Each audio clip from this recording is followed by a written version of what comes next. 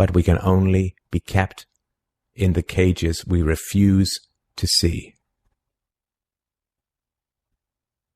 Wake up. To see the farm is to leave it. All right, thank you, everybody. Welcome to the Mark Fluid broadcast. The reason why I put this show out there is because I had a request from a friend. So, now I see the knowledge.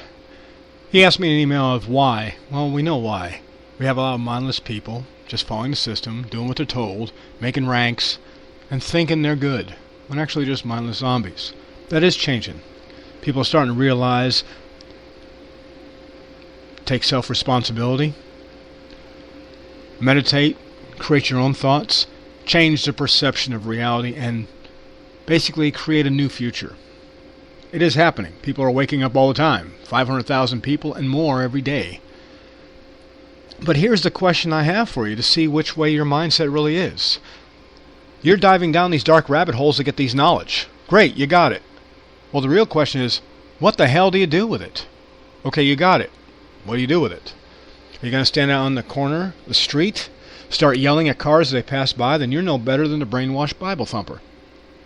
Okay, are you going to take that knowledge and start rearing violently against the system?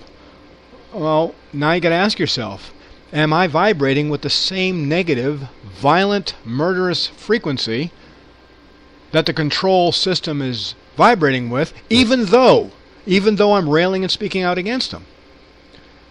If you destroy the destroyers, you turn around and you become a destroyer yourself. All you're doing is filling the same destroyer position with a new destroyer face. You're not making any difference. But what about taking that knowledge and take it as understanding to better our species and say, okay, this happened. Not going to happen again. We will disobey. I've always done my own thing, never followed society's rules. And now my way is becoming the norm because most people are becoming part of the collective whole, but they're still their own individual self, making their own path, their own reality. So my way and a lot of people's ways are becoming one, which is the right way. Make the future. So he also wanted to ask about two questions, so I want to get to it so we don't run out of time. What's going on now? Does anybody else know this? Is anybody else putting it out besides you and David Icke and very few others? Well, yeah, there is, and even tells you what to do. So let's go do that. Let's go to the story because of the pharmaceutical cartel. There was one coming up, and these are the ones he wanted to know. But like I said, take that knowledge. What do you do with it? I guess it bodes up to you. Why did the United States attack Libya, Iraq, Afghanistan, and Yemen? Why are U.S. operatives helping to destabilize Syria? And why is the United States government so intent on taking down Iran, in spite of the fact that Iran has not attacked any country since 1798? And what's next? What are we headed for? When you look at the current trajectory that we're on, it doesn't make any sense at all if you evaluate it based on what we're taught in school. And it doesn't make any sense if you base your worldview on the propaganda that the mainstream media tries to pass off as news. But it makes perfect sense once you know the real motives of the powers that be. In order to understand those motives, we first have to take a look at history.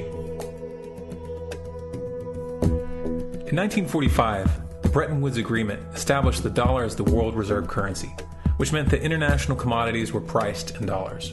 The agreement, which gave the United States a distinct financial advantage, was made under the condition that those dollars would remain redeemable for gold at a consistent rate of $35 per ounce.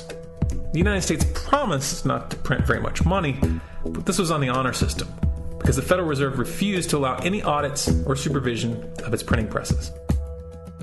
In the years leading up to 1970, expenditures in the Vietnam War made it clear to many countries that the U.S. was printing far more money than it had in gold. And in response, they began to ask for their gold back. This, of course, set off a rapid decline in the value of the dollar. The situation climaxed in 1971 when France attempted to withdraw its gold and Nixon refused. On August 15th, he made the following announcement. I have directed the Secretary of the Treasury to take the action necessary to defend the dollar against the speculators. I have directed Secretary Connally to suspend temporarily the convertibility of the dollar into gold or other reserve assets, except in amounts and conditions determined to be in the interest of monetary stability and in the best interest of the United States. This was obviously not a temporary suspension, as he claimed, but rather a permanent default. And for the rest of the world who had entrusted the United States with their gold, it was outright theft. In 1973, President Nixon asked King Faisal of Saudi Arabia to accept only US dollars as payment for oil and to invest any excess profits in US Treasury bonds, notes, and bills. In return, Nixon offered military protection for Saudi oil fields.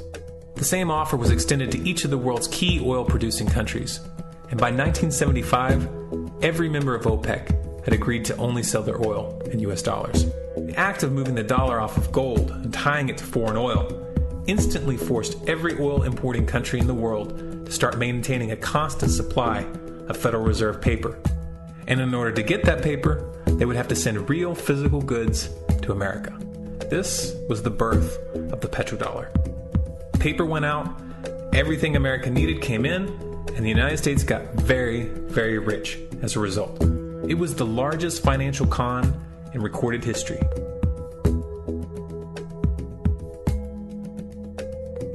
The arms race of the Cold War was a game of poker. Military expenditures were the chips, and the U.S. had an endless supply of chips. With the petrodollar under its belt, it was able to raise the stakes higher and higher, outspending every other country on the planet, until eventually U.S. military expenditures surpassed that of all other nations in the world combined. The Soviet Union never had a chance. The collapse of the communist bloc in 1991 removed the last counterbalance to American military might. The United States was now an undisputed superpower with no rival. Many hoped that this would mark the beginning of a new era of peace and stability. Unfortunately, there were those in high places who had other ideas. Within that same year, the U.S. invaded Iraq in the First Gulf War. And after crushing the Iraqi military and destroying their infrastructure, including water purification plants and hospitals, crippling sanctions were imposed which prevented that infrastructure from being rebuilt. These sanctions, which were initiated by Bush Sr. and sustained throughout the entire Clinton administration, lasted for over a decade and were estimated to have killed over 500,000 children. The Clinton administration was fully aware of these figures. We have heard that 500,000 children have died. I mean, that's more children than died in Hiroshima. And you know, is the price worth it? I think this is a very hard choice, but we think the price is worth it. Miss Albright, what exactly was it that was worth killing 500,000 kids for? In November of 2000, Iraq began selling its oil exclusively in euros. This was a direct attack on the dollar and on U.S. financial dominance, and it wasn't going to be tolerated. In response, the U.S. government, with the assistance of the mainstream media, began to build up a massive propaganda campaign claiming that Iraq had weapons of mass destruction and was planning to use them. In 2003, the U.S. invaded, and once they had control of the country, oil sales were immediately switched back to dollars. This is particularly notable due to the fact that switching back to the dollar meant a 15 to 20% loss in revenue due to the euro's higher value. It doesn't make any sense at all unless you take the petrodollar into account. So I came back to see him a few weeks later, and by that time we were bombing in Afghanistan. I said, "Are we still going to war with Iraq?" And he said, "Oh, it's worse than that."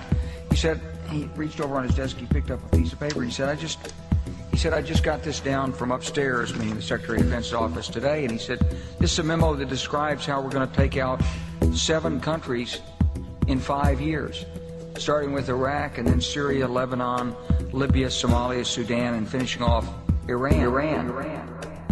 Let's take a look at the events of the past decade and see if you see a pattern.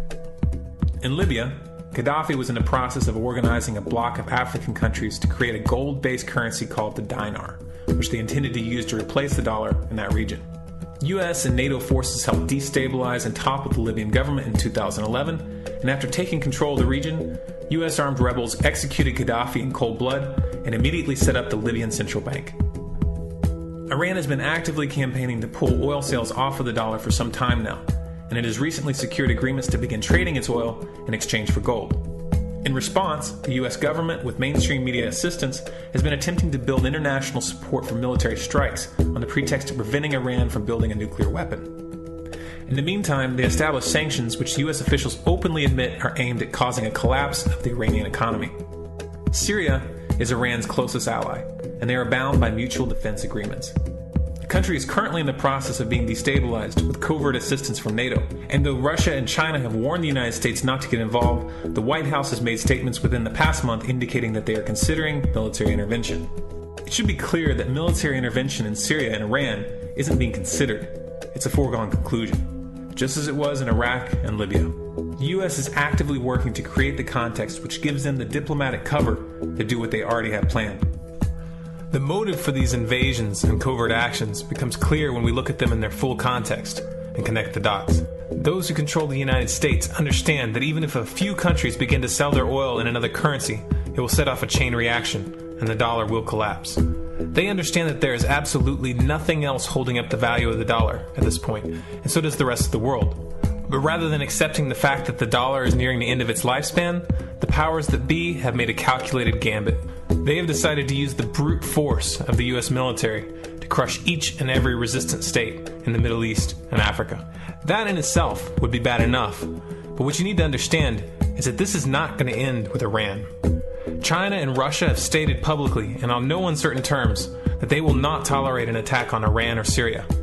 Iran is one of their key allies, one of the last independent oil producers in the region, and they understand that if Iran falls, then they will have no way to escape the dollar without going to war. And yet the United States is pushing forward in spite of the warnings. What we are witnessing here is a trajectory that leads straight to the unthinkable. It's a trajectory that was mapped out years ago in full awareness of the human consequences. But who was it that put us on this course? What kind of psychopath is willing to intentionally set off a global conflict that will lead to millions of deaths just to protect the value of a paper currency? It obviously isn't the president. The decision to invade Libya, Syria, and Iran was made long before Obama had risen to the national spotlight. And yet, he's carrying out his duty just like the puppets that preceded him. So who is it that pulls the strings? Often the best answer to questions like this are found by asking another question. Qui bono? Who benefits? Obviously, those who have the power to print the dollar out of thin air have the most to lose if the dollar were to fall. And since 1913, that power has been held by the Federal Reserve. The Federal Reserve is a private entity owned by a conglomerate of the most powerful banks in the world. And the men who control those banks are the ones who pull the strings. To them, this is just a game. Your life and the lives of those you love are just pawns on their chessboard. And like a spoiled 4-year-old who tips the board onto the floor when they start to lose, the powers that be are willing to start World War III to keep control of the global financial system. Remember that when these wars extend and accelerate. Remember that when your son or your neighbor's son comes back home in a flag-draped coffin. Remember that when they point the finger at the new boogeyman, because the madmen who are running this show will take this as far as you allow them to. So how much time do we have left? It's a question I hear constantly, but it's the wrong question. Asking how much time we have left is a passive posture. It's the attitude of a prisoner who's waiting to be taken out to a ditch and shot in the back of the head. What are our chances? Can we change course? Also the wrong question. The odds don't matter anymore. If you understand what we're facing, then you have a moral responsibility to do everything in your power to alter the course that we're on, regardless of the odds. It's only when you stop basing your involvement on the chances of success that success actually becomes possible. To strip the ill-begotten power from the financial elites and to bring these criminal cartels to justice will require nothing less than a revolution. The government is not going to save us. The government is completely infiltrated and corrupt to the core. Looking to them for a solution at this point is utterly naive. There are 3 stages of revolution, and they are sequential. Stage 1 is already underway. Stage 1 is the ideological resistance. In this stage, we have to actively work to wake up as many people as possible about what is happening and the direction we're headed. All revolutions originate from a shift in the mindset of the population, and no other meaningful resistance is possible without it. Success in this stage of the game can be measured by the contagion of ideas. When an idea reaches critical mass, it begins to spread on its own and seeps into all levels of society. In order to achieve that contagion, we need more people in this fight. We need more people speaking out, making videos, writing articles, getting this information onto the national and international stage. And we especially need to reach the police and the military. Stage 2 is civil disobedience. also known as nonviolent resistance. In this stage, you put your money where your mouth is, or more accurately, you withhold your money and your obedience from the government, and you do everything in your power to bring the gear